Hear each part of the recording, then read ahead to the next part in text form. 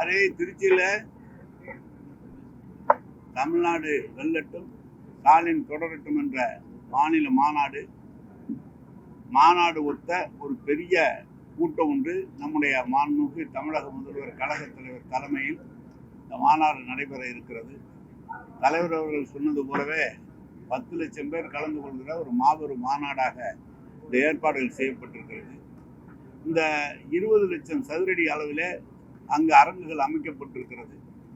20 லட்சம் சதுரடியில 3 லட்சத்துக்கு மேற்பட்ட நாற்காலிகள் போடப்பட்டிருக்கிறது.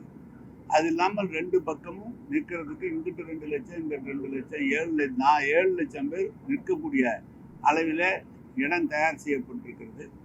அனைவருக்கும் குடிதண்ணீர் ஏற்பாடு செய்யப்பட்டிருக்கிறது. அதே போல கழிவறை வசதியும் செய்யப்பட்டிருக்கிறது.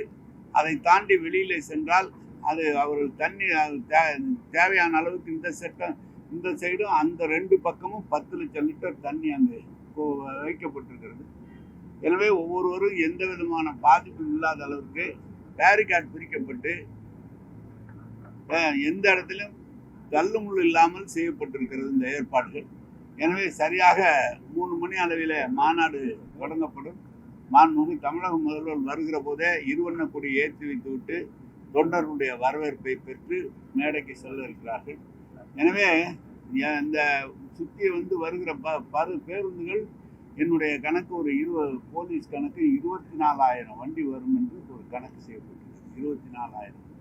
இந்த 24,000 வண்டி நிறுத்துவதற்கு 2 பக்கம் மாநாட்டினுடைய 2 பக்கமும் இடம் தயார் செய்து வைக்கப்பட்டிருக்கிறது. லைட்டும் போடப்பட்டிருக்கிறது, வெளிச்சமும் செய்யப்பட்டிருக்கிறது. வருகிற கழக தோழர்கள் உங்கள் மூலமாக நான் சொல்கிற ஒரே வேண்டுகோள், சாலையிலே நிறுத்தினால் பின்னால் வருகிறவர்கள் சேர முடியாது. எனவே முன்னால் வருகிற கழக தோழர்கள் மாநாட்டு அருகிலேயே நிறுத்துகிற இடம் இருக்கிற காரணத்தால் பேருந்தில வருகிறவர்கள், வண்டி வாகனங்களில் வருகிறவர்கள் அங்கே நிறுத்தினால் மாநாடு ஒரு 100-200 அடிக்குள்ளாக மாநாட்டுக்குள்ள ஒரு 500 அதிகபட்சம் 500 அடிக்குள்ளாக மாநாட்டுக்குள்ள அமர்ந்த முடியும். சாலையிலே நிறுத்தி 10 கிலோமீட்டர் 5 கிலோமீட்டர் தொண்டர்கள் நடந்து வராத அளவிற்கு முன்னால் வருகிற வாகனங்கள்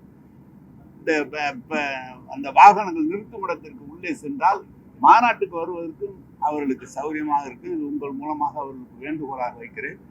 ஒவ்வொரு அமைச்சர்களுக்கும் பெருமக்களுக்கும் மாவட்ட செயலாளருக்கு நான் தொலைபேசி மூலமாக தொடர்பு கொண்டு, அதாவது தள்ளுமுள்ளு இல்லாமல் எல்லாம் கலந்து கொள்கிற வழியில் இந்த மாநாடு அமைய வேண்டும் என்று என்னுடைய விருப்பம். எனவே அப்படிப்பட்ட விருப்பத்திற்கு தான் எல்லா ஏற்பாடும் செய்யப்பட்டிருக்கிறது.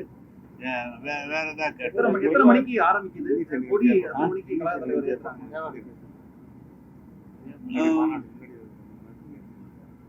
தலைவர் வருவதற்கு முன்பாக தேவா அவர்களுடைய நிகழ்ச்சி நடைபெற்றது. நம்முடைய கழகத்தோட உசேன் மர்மம் அவருடைய நிகழ்ச்சி நடைபெறுகிறது. அப்துல் குத்தூஸ் கச்சேரி 2 அப்துல் குத்தூஸ் அவர்களும் தேவா அவருடைய இசை நிகழ்ச்சி நடைபெறுகிறது. 3 மணிக்கெல்லாம் சரியாக மாநாடு தொடங்கிவிடும். இசை நிகழ்ச்சி 1 மணி நேரம் 1.5 மணி நேரம் நடந்த பிறகு அதுக்கு பிறகு தலைவர் அவர்கள் எப்படி நிகழ்ச்சி நிரல் அவர் தான் அறிவிப்பார்கள். எனவே அவர்கள் அறிவித்த பிரகாரம் தலைவர் அவர்கள் சரியாக 5:30 மணி அளவில் அவர் இடத்திலிருந்து தங்குகிற இடத்திலிருந்து நல்லஜி சீனிவாசன் பல்கலைக்கழகம் அந்த இடத்திலிருந்து தொண்டருடைய கொடியேற்றி தொண்டருடைய வரவேற்பை ஏற்று நேராக மேடை செல்வார்கள். எங்களுடைய கணக்கு எப்படி போனாலும் ஒரு 4 மணி நேரம் மொத்தமாக ஆரம்பித்ததுலேருந்து 4-4.5 மணி நேரத்துக்குள்ளாக மாநாடு முடிவு இருக்கிறது.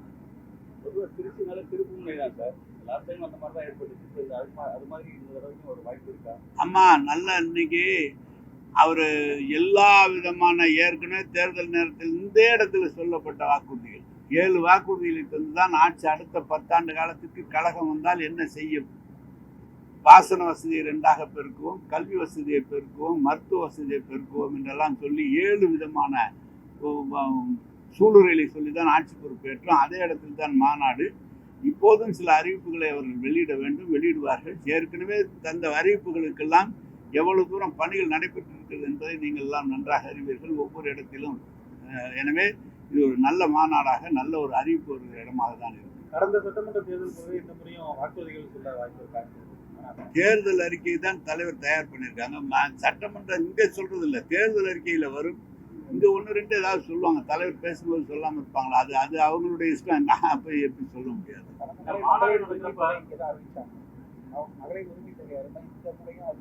இல்லை அது நாங்கள் எதிர்பார்க்குறோம், தலைவர் பார்த்து இருக்கிற நிதிநிலைக்கு ஏற்ப என்ன செய்ய முடியும், சொல்லிவிட்டு செய்யலைன்னா சரியா இருக்காது. எதை செய்ய முடியும் என்பதை அதை கவனித்து முதலமைச்சர் அவர் தலைவர் தான் அதை அறிவிக்க வேண்டும். இப்ப மாநாடு நடக்கிறப்ப அன்னைக்கு வந்து தமிழகம் முழுவதுல இருந்து வருவாங்க. போக்குவரத்து நெரிசலுக்கு இது காவல்துறை சொல்லிருக்கீங்களா, போக்குவரத்து மாற்றம் பண்ற மாதிரி? அவங்க நல்லா ஏற்பாடு பண்ணியிருக்காங்க. நேற்று ஐஜி வந்தாங்க, நம்ம எஸ்பி வந்தாங்க, டிஐஜி எல்லாம் வந்து வெளியில இருந்து காவலர்கள் எல்லாம் போட்டு கம்ப்ளீட்டா இதை வந்து போக்குவரத்து நெரிசல் இல்லாம எல்லா பக்கமும் பண்றதுக்கு ஏற்பாடு பண்ணியிருக்காங்க காவல்துறையில. போக்குவரத்து மாற்றம் எது இருக்குங்க? போக்குவரத்து மாற்றம் காவல்துறை தானே செய்வாங்க. அந்த நேரம் மணி நேரம் வருகிற போது சாலையில் வரும்போது பிரித்து விடலாம். நீங்க வந்து அது காவல்துறை தான் செய்யணும். இப்போ பார்த்தீங்கன்னா டோல்கேட்லேருந்து புது ரோடு வழியாக பிரித்து கொடுக்கலாம். பெரம்பலூர்லேருந்து அரியலூர் வழியாக இருந்து வரலாம், பெரம்பலூர்லேருந்து இந்த ஆத்தூர் வழியாக வரலாம். எப்படி தலைவர் அவர் காவல்துறை தான் அந்த போக்குவரத்தை அவருக்கு தான் சரி செய்ய வேண்டும், அப்படி தான் செய்வார். இல்லை இல்லை, நம்ம மாநாடு தலைவர் பேசுகிறார். கூட்டணி அறிவிப்பு என்றால் அது முதலமைச்சர் அவர் தலைவர் தான் முடிவு பண்ணணும். தெரியல, எனக்கு தெரியல. முதலமைச்சர் தான், அந்த கழக தலைவர் தான் அறிவிக்கணும். நான் இன்னைக்கு எல்லாம் உங்களை பார்க்கறது சொன்னது, எல்லா டிவிலையும் விளம்பரம் கொடுத்துருக்குறோம், எல்லா பத்திரிகையும் விளம்பரம் கொடுத்துருக்கோம். நீங்கள் எல்லாம் எல்லாரும் வந்து கலந்துங்க. வைஃபை ஏற்பாடு பண்ணியிருக்குது, எல்லாத்துக்கும் வந்து செய்திகள் அனுப்புறதுக்கு தனியாக ஒரு ஏற்பாடு பண்ணியிருக்கு. உங்களுக்கு உட்காரத்துக்கு உங்கள் பத்திரிகையாளர்கள் நல்லா அருமையாக உட்காரத்துக்குள்ள ஏற்பாடுலாம் பண்ணியிருக்கேன். இதெல்லாம் சொல்லிட்டு நீங்கள் எல்லாம் வரணுங்கிறதுக்காக தான் நான் அதை உங்களை கூப்பிட்டேன். இன்னைக்கு ஒன்றும் புதுசில் இருக்கிற ஏற்பாடு சொல்லியிருக்கேன்.